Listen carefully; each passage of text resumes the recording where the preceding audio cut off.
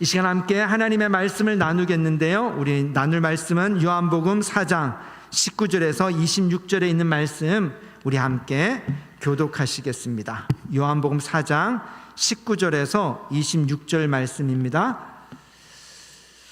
여자가 이르되 주여 내가 보니 선지자로소이다.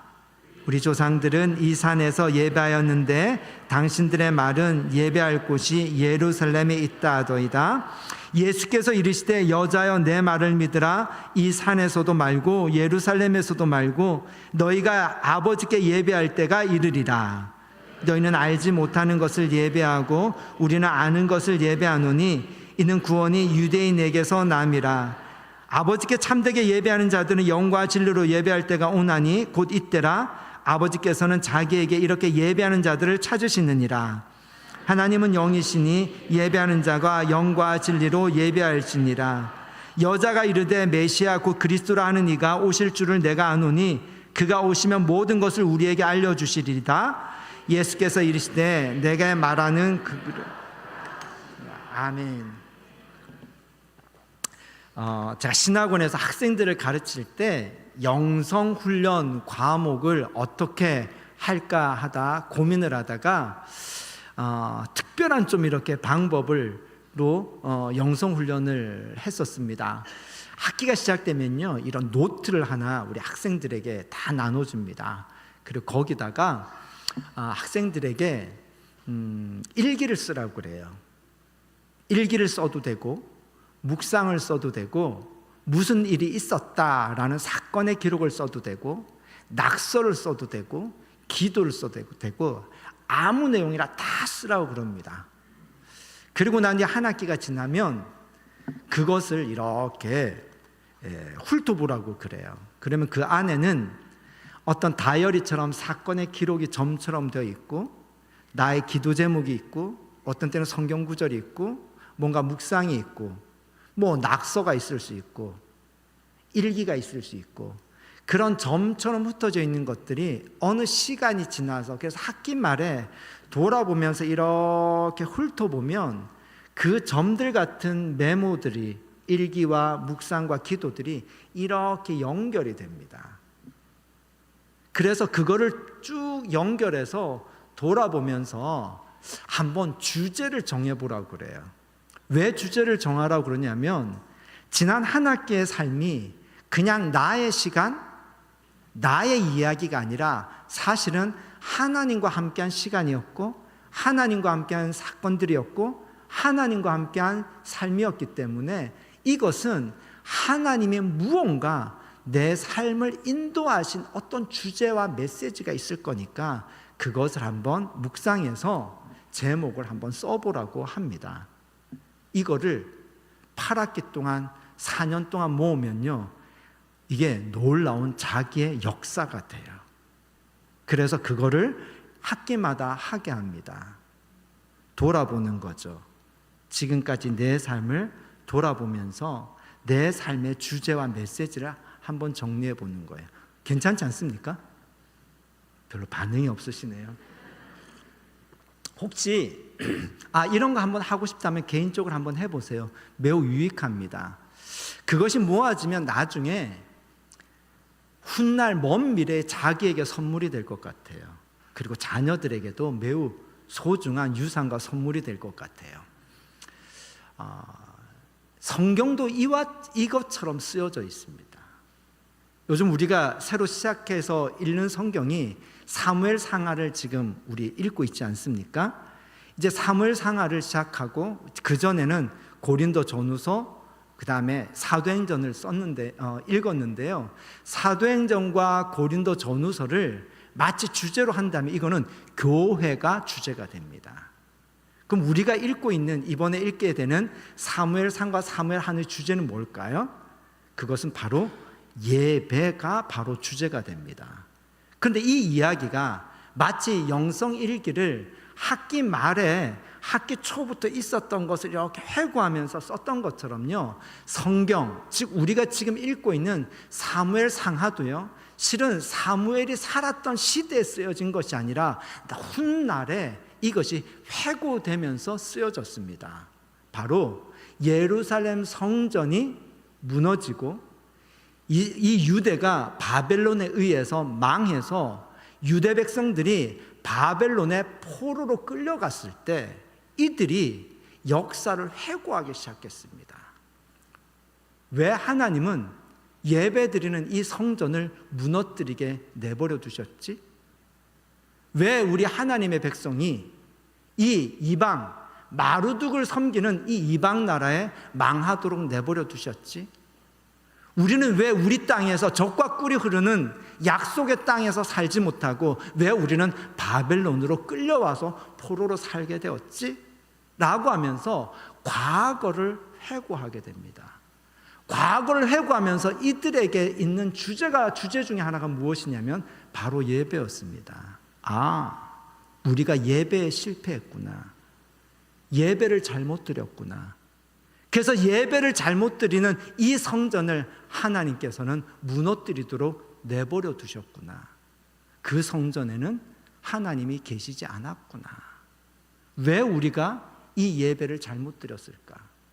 우리 예배가 무엇이 문제였을까? 이것을 회고했던 내용이 바로 사무엘상과 사무엘하입니다.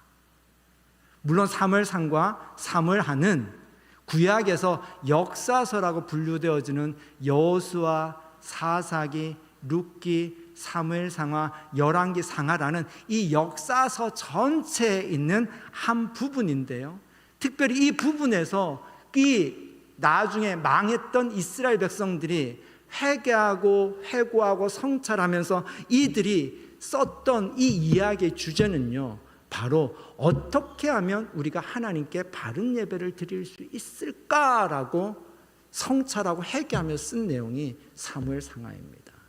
근데 사무엘상하에는요, 사실은 성전이 나오지 않습니다. 왜냐하면 성전은 언제 나오냐면요, 열왕기 상하에 성전이 나옵니다. 사무엘하의 마지막은 다윗이 성전을 건축할 수 있는 준비를 하고 사무엘상으로 넘어가면 솔로몬이 건축을 합니다. 그래서 열왕기 상하는요, 성전이 지어지고 성전에서 드려지는 이 예배에 대한 성찰과 회개가 이 내용이 담겨져 있다면, 사무엘 상하는요, 성전이 중심이 되는 것이 아니라 예배하는 사람, 예배자가 중심이 되는데요, 그 예배자의 주인공이 누구냐면 바로 다윗입니다. 그래서 사무엘상과 사무엘하의 주인공은 다윗이에요. 그래서 다윗의 이 삶을 보면서 예배는 어떤 거다, 예배는 어떻게 드려야 된다, 예배자는 어떤 사람이다라는 것을 그냥 보여주는 것이 이 다윗의 이야기입니다. 근데 재미있는 것은요, 다윗은 성전에서 드리는 예배의 모습이 거의 나오지 않습니다. 아시다시피 다윗은 목동이었고요, 거의 인생의 대부분을 전쟁을 했고요, 그리고 왕으로서 그는 통치했습니다. 그래서 사실 다윗의 삶에서는요, 성전 안에 있다던가 성전에서 드리는 예배의 내용은 거의 나오지 않습니다. 다윗은 어디서 예배를 드렸냐면요, 실은 삶에서 예배를 드린 사람이었습니다. 그래서 다윗의 이야기는요, 우리에게 사실 제도화되고 건물에서 드리는 예배 이전에 더욱더 본질적이고 원형적인 예배가 어떤 것인지 그것을 보여주는 모델이기도 합니다. 그래서 이스라엘 백성들은 이 다윗을 모델로 삼았고요, 그리고 그들이 다시 포로에서 돌아올 때 어떤 이상을 가지고 있었냐면 다윗과 같은 신앙, 다윗과 같은 예배, 다윗과 같은 나라에 대한 이상을 가지고 그들이 포로에서 돌아오기도 했습니다. 오늘은 그 다윗의 이야기가 담겨져 있는 사무엘 상하의 이야기를 전체적인 것을 잠깐 말씀을 드리는데요, 이 사무엘 상하를 우리가 읽다 보면요, 성전에 대한 얘기가 아니라 사실 사람에 대한 이야기를 하면서 예배가 무엇인지를 가르쳐주는데요, 앞부분에는 두 사람이 비교가 되고 중반부터 끝에는요 또 두 사람의 이야기가 비교됩니다. 앞부분에는 엘리라는 제사장하고 사무엘이 비교가 되고요, 이 엘리와 사무엘의 비교가 끝나면 사울과 다윗을 비교합니다. 그래서 엘리와 사울은요, 예배의 길을 잘못 간 사람의 모델이 되고요, 사무엘과 다윗은요, 예배의 길을 제대로 간 모델이 됩니다. 오늘 이 이야기를 통해서 오늘 우리가 읽은 본문, 사마리아 여인이 예수님께 예배에 대해서 질문을 해요. 내가 이 사마리아, 그리심산에 있는 사마리아 성전에서 예배를 드려야 됩니까? 예루살렘에 있는 예루살렘 성전에서 예배를 드립니까? 이것을 묻는데 예수님의 대답은 아니, 하나님은 영이시기 때문에 예배하는 자가 영과 진리로 예배를 드려야 된다라고 이렇게 말씀하시는데, 이 영과 진리로 예배를 드린다라는 게 이게 참 어려운 말씀이잖아요. 이 말씀의 의미가 뭘까? 그거를 오래전에 있었던 사무엘의 예배를 통해서 영과 진리로 드리는 예배는 어떤 예배인지 그 이야기를 한번 좀 살펴보려고 합니다. 흥미로운 것은요, 사무엘 상하 시대는 예루살렘 성전이 없었기 때문에 이들의 예배는요, 다윗처럼 사실은 삶에서 드리는 예배가 주 예배였습니다.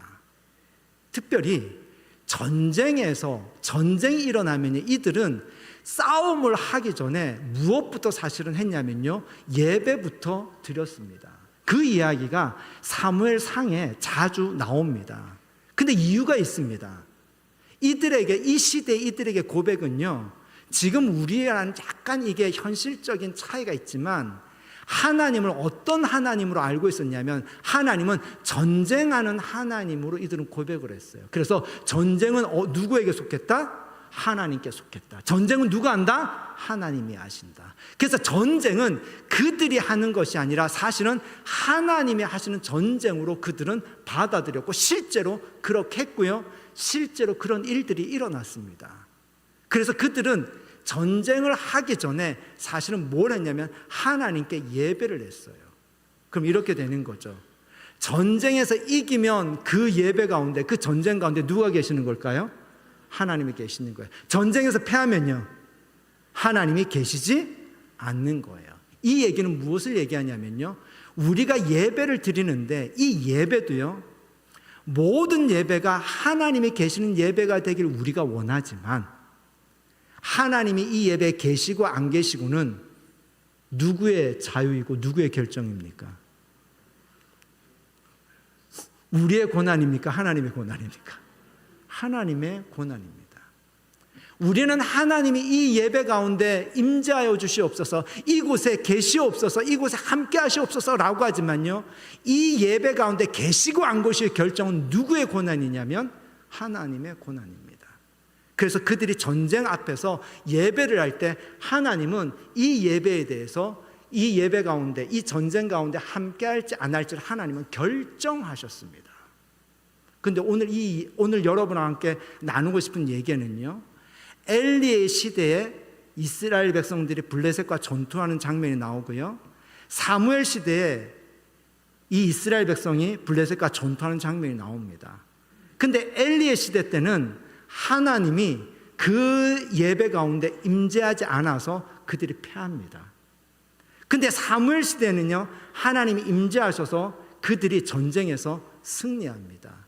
이 이야기를 통해서 어떤 예배가 하나님이 임재하시는 예배에 있고 어떤 예배가 하나님이 임재하지 않는 예배인지, 그것을 우리가 좀 보았으면 좋겠습니다. 성경을 함께 오늘은 좀 찾았으면 좋겠는데요, 사무엘상 4장입니다. 자막에도 나오고요, 우리가 매일 한 장씩 우리 읽어 나가니까 우리 사무엘상 4장을 오늘 조금 성경 구절을 보면서 말씀을 좀 나눴으면 좋겠는데요, 4장 2절과 3절 함께 우리 보았으면 좋겠습니다. 구약 성경, 제 성경으로는 413페이지인데 좀 기다리겠습니다. 사무엘상 4장 2절과 3절 같이 한번 읽어볼까요? 시작.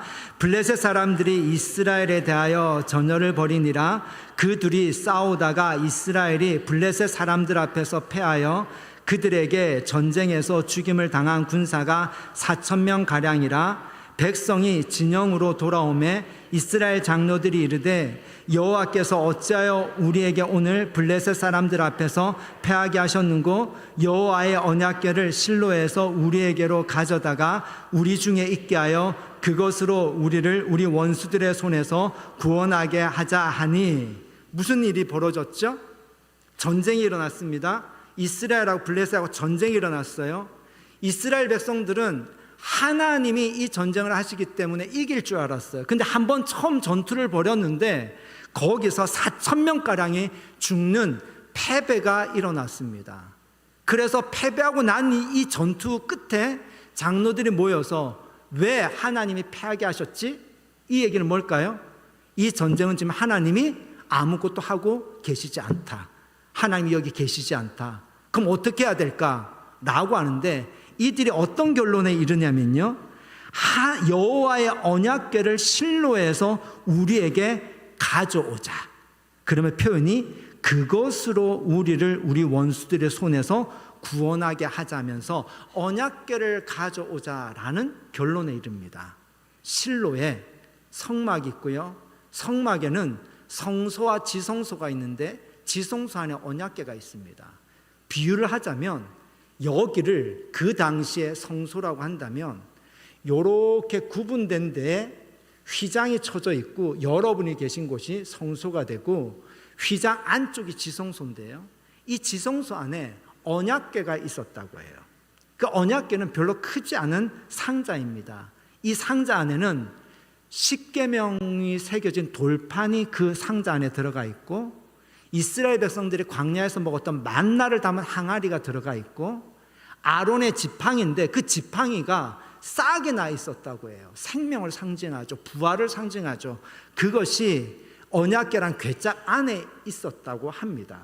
근데 그 위에는 뚜껑이 있는데 그 뚜껑을 우리는 시은자라고 하면서 하나님이 계셔서 하나님이 은혜를 베푸시는 하나님의 자리라는 의미에서 뚜껑이 있는데 이 뚜껑이 모양이 좀 독특했다고 해요.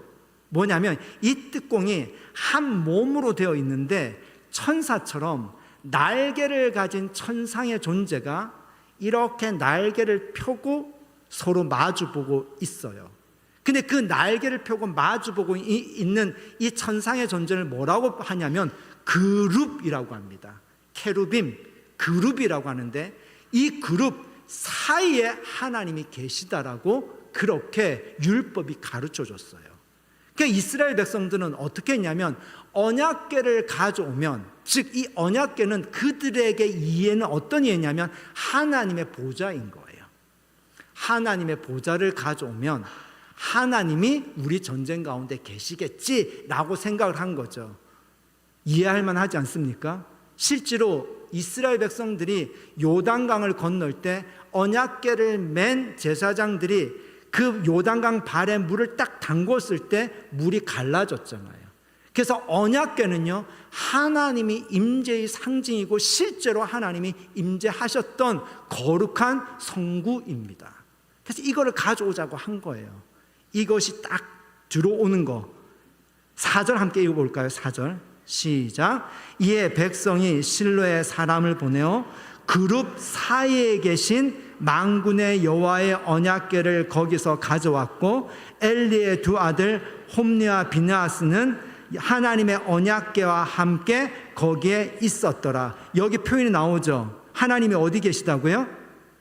그룹 사이에 계시다. 하나님 이 그룹들 사이에 계시다라는 거예요. 이것이 이제 전쟁터에 들어오니까 무슨 일이 벌어졌냐면요, 5절과 6절 함께 읽어보겠습니다. 여호와의 언약궤가 진영에 들어올 때에 온 이스라엘이 큰 소리로 외치매 땅이 울린지라 블레셋 사람이 그 외치는 소리를 듣고 이르되 히브리 진영에서 큰 소리로 외침은 어찌 됨이냐 하다가 여호와의 궤가 진영에 들어온 줄 깨달은지라. 이스라엘 백성들이 함성을 질렀다라는 거예요. 왜 질렀을까요? 이제 이겼다라는 거죠. 왜 이겼다는 걸까요? 하나님이 이 전쟁에서 함께 하셔서 하나님이 이 전쟁을 하실 거야. 이겼다라고 함성을 지르니까 이 적군 블레셋은 큰일 났다 이렇게 된 거예요. 근데 결과는 어떻게 됐을까요? 10절 11절 함께 볼까요? 시작. 이스라엘이 패하여 각기 장막으로 도망하였고 살육이 심히 커서 이스라엘 보병에 엎드려진 자가 몇 명요? 3만 명이었으며 하나님의 괴는 빼앗겼고 엘리의 두 아들 홈니와 비느하스는 죽임을 당하였더라. 전쟁에서 이길 줄 아는데 졌어요. 졌다라는 것은 하나님이 거기에 계셨다라는 거예요? 안 계셨다라는 거예요? 안 계셨다라는 거예요. 그리고 하나님의 언약궤는 볼 수도 없고 만질 수도 없는데 그 언약궤가 블레셋 사람들에게 손에 이끌려 가지고 블레셋 지역을 돌아다니게 된 거예요. 하나님의 임재가 없는 거죠. 거룩한 성구가 아니라 그냥 하나의 괴짝이 돼버린 거예요. 왜 이런 일이 벌어졌을까요? 예배가 무엇인지 한번 생각해 봅시다. 예배는요, 하나님과 우리가 만나서 사귐을 가지는 것, 이것이 예배입니다. 그럼 이 만남과 사귐을 시선으로 한번 생각해 봅시다. 우리가 오늘 예배에 나왔습니다. 여러분, 하나님을 만나기 위해서 나온 거 아닌가요? 그럼 누구를 바라봐야 됩니까? 하나님을 바라봐야 됩니다. 만남이니까요. 하나님은 누구를 바라볼까요? 네, 우리를 바라봅니다.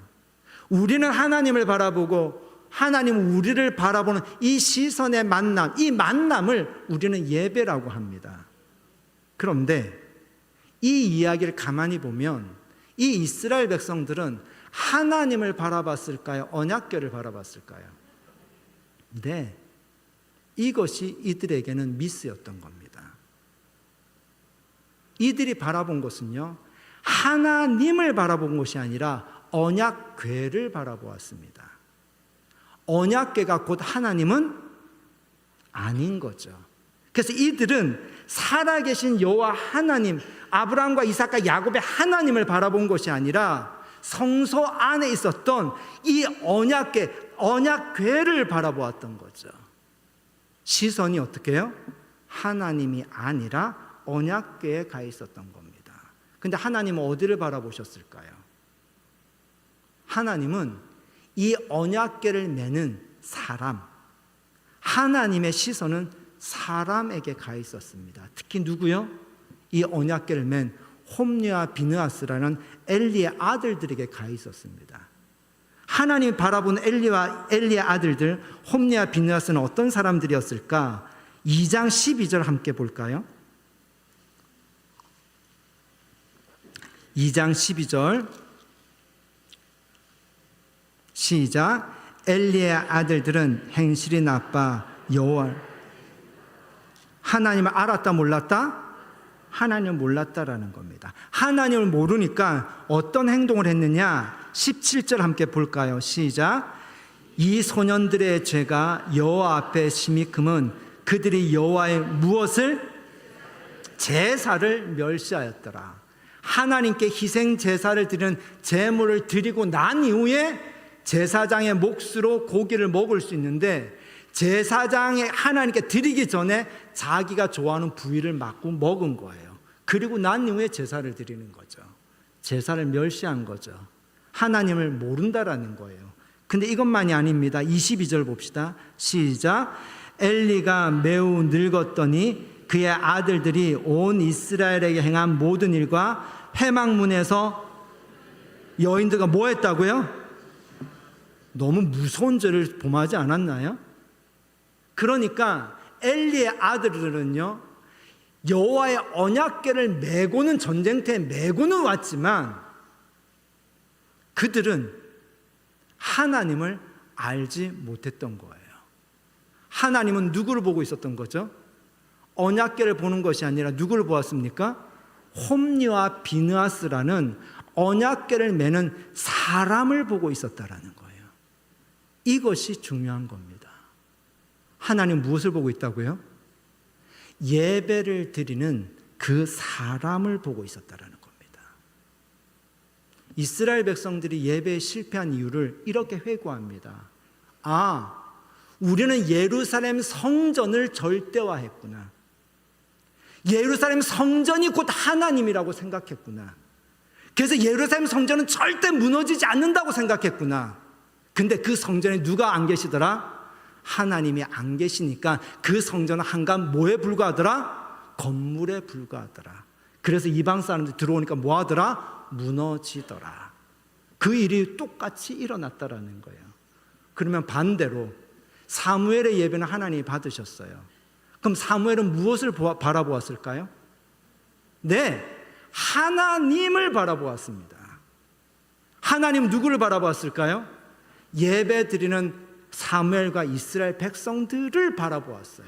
그 예배가 사무엘상 7장에 나오는데요, 유명한 미스바 이야기이죠. 7장을 한번 볼까요? 7장 5절 함께 보겠습니다. 5절 6절.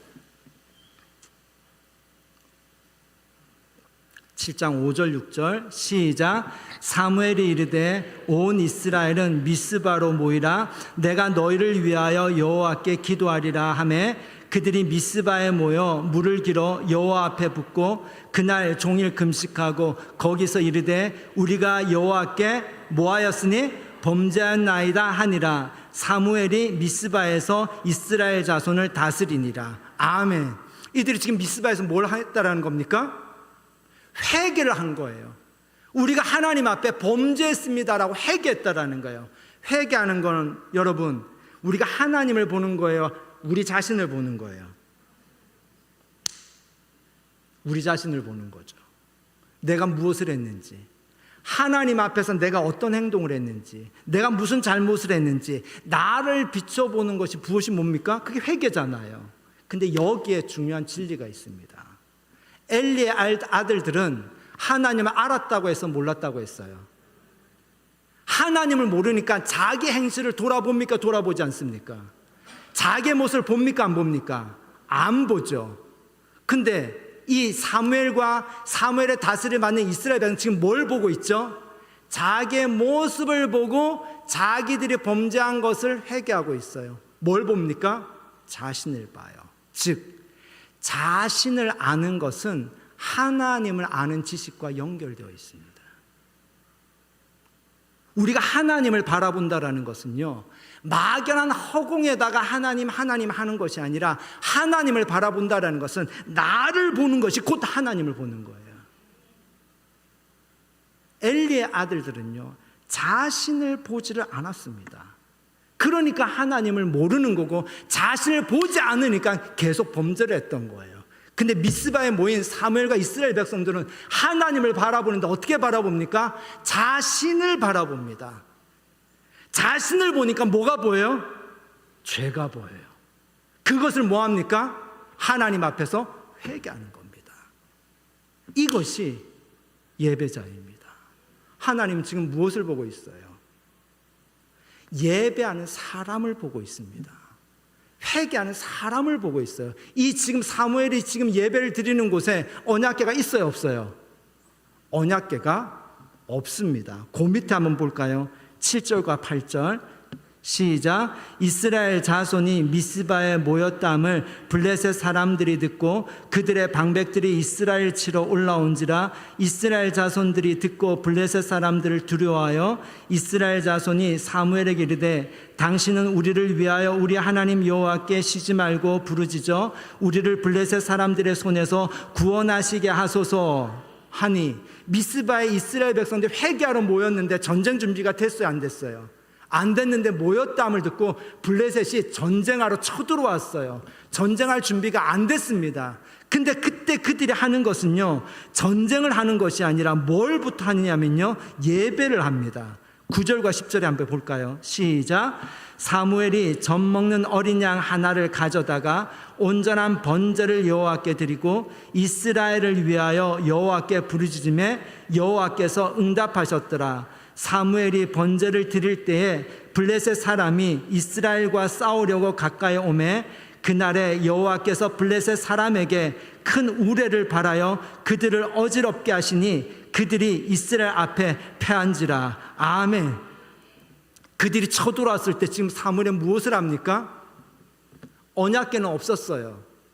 대단한 걸 하지 않았습니다. 그 수많은 사람들이 모였는데 어린 양 한 마리 조그만 거 그냥 잡았을 뿐이에요. 조그만 어린 양 한 마리 잡았는데 그거를 온전한 번제로 드렸다고 합니다. 그때 하나님이 그 예배 가운데 임재하셨다라는 겁니다. 하나님이 계시니까 블레셋이 쳐들어왔어요. 무슨 일이 벌어졌습니까? 전쟁을 누가 했습니까? 하나님이 하시더라는 거예요. 하나님이 뭐합니까? 그날에 여호와께서 블레셋 사람들의 큰 우레를 발하여 그들을 어지럽게 했고요, 어지러운 가운데 이스라엘 백성들이 전쟁을 하니까 블레셋을 싸워서 이겼다라는 겁니다. 엘리의 아들도 전쟁을 겪었고 사무엘도 전쟁을 겪었습니다. 이들도 예배를 했고 사무엘도 예배를 했습니다. 근데 이들에게는 하나님의 임재가 없었고요, 사무엘에게는 하나님의 임재가 있었습니다. 차이가 무엇이었을까요? 엘리의 아들들은요, 언약궤를 바라봤습니다. 근데 사무엘은요, 무엇을 바라봤습니까? 하나님을 바라보았습니다. 엘리의 아들들에게 하나님 무엇을 바라보셨습니까? 언약궤를 바라보지 않고 홈리와 비느하스 예배하는 사람을 보셨습니다. 사무엘에게는요, 사무엘과 회개하는 이스라엘 백성들 예배하는 사람을 보셨습니다. 이거의 차이예요. 이 말씀을 곰곰이 한번 묵상해 봅시다. 오늘 우리는 이 예배를 드리러 나오면서 여러분의 언약궤를 바라보면서 예배를 하지 않나요? 하나님을 바라보면서 예배합니까? 아니면 여러분이 만든 여러분의 어떤 언약궤를 가지고 예배합니까? 그 언약궤가요, 사람이 될 수 있습니다. 목사가 될 수 있습니다. 여러분이 하는 사역이 될 수 있습니다. 이 교회가 언약궤가 될 수 있습니다. 근데 이 교회도 살아계신 하나님 그분은 아닙니다. 내가 하는 사역이 하나님의 일이긴 하지만 그 일 자체가 살아계신 하나님 그분 자체는 아닙니다. 목사가 예배를 인도하고 설교를 하지만 목사가 하나님이 아닙니다. 혹시 우리가 이 예배에 오면서 우리가 만든, 우리가 바라보고 있는 언약궤가 있다면 이제 우리의 시선이 어디로 가야 될까요? 하나님께로 가야 합니다. 하나님께로 가야 한다는 게 뭘까요? 바로 우리 자신에게 시선을 돌려야 됩니다. 왜? 나는 누구이기 때문에. 하나님이 바라보시는 예배자이기 때문에, 하나님이 찾으시는 예배자이기 때문에, 하나님은 언약궤를 바라보는 것이 아니라 예배하는 사람을 바라보기 때문입니다. 사마리아 여인이 물었습니다. 예수님께 물었어요. 사마리아 성전 그리심산에서 예배해야 됩니까? 아니면 예루살em 성전에서 예배해야 됩니까? 공간에 대한 질문을 했습니다. 이 얘기는 하나님 어디 계십니까? 이 질문이죠.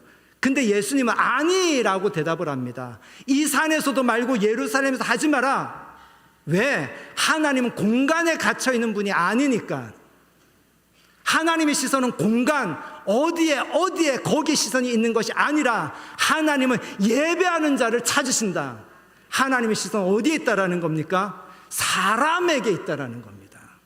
사람에게요.